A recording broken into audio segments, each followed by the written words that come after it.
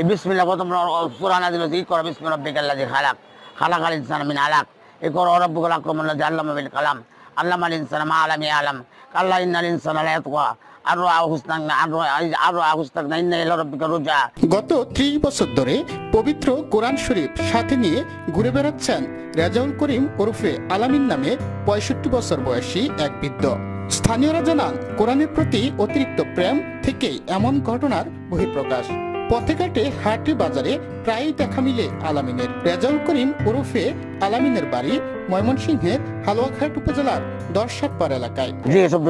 গোসলের সময় আর কিছু না, ঘুমানোর বিতানের তুই আমি কোরআন শরীফটা আমি সদাই সর্বদা আমি পবিত্রতা থাকি কোরআন শরীফটা লেগে আমি সাথে রাখি। লাভের তো ফায়দা আছে, এটা মধ্যে ৬,৬৬৪ আয়াত আছে, এটা রাখলে আল্লাহ বরকত দেয়।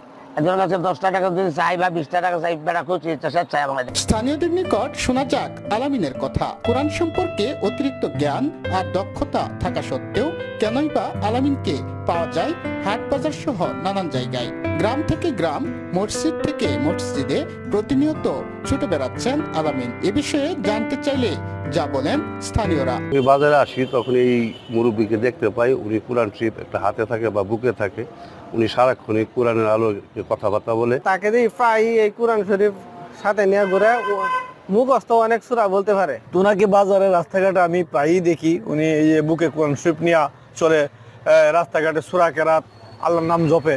এটা আসলে আমার কাছে খুব সুন্দর, আমার খুব ভালো লাগে। আলামিনকে কেউ বলে উন্মা, কেউ বলে পাগল, তবে বিভিন্ন ধর্মীয় প্রতিষ্ঠানে চাকরি ছিল আলামিনের, জানান এই শিক্ষাবিদ। উনি একজন হাফেজ সাহেব, উনি দীর্ঘদিন দর্শাপাড় জামে মসজিদে আপনার মুয়াজ্জিনি করতেন, মুয়াজ্জিন ছিলেন, কিন্তু ওনার মাথায় একটু সমস্যার কারণে ওনার ওই চাকরিটা আর করতে পারেন না। তবে এখন যদিও উনি চাকরি করেন না, ঘুরেন বেড়ান, কিন্তু প্রায় সময়ই ওনার সঙ্গে কোরআন থাকে, কোরআনের সাথে ওনার একটা মহব্বত আছে। আলামিনের দেখা মিলে পথে ঘাটে, সঙ্গে থাকে পবিত্র কোরআন শরীফ। কোরআনের প্রতি অতিরিক্ত ভালোবাসা আর ভালো লাগার ফলেই ঘটে এমন ঘটনা, জানান আলামিনের পরিচিতি জনরা। হালুয়াঘাট থেকে ওমর ফারুক সুমন, আনন্দ টিভি।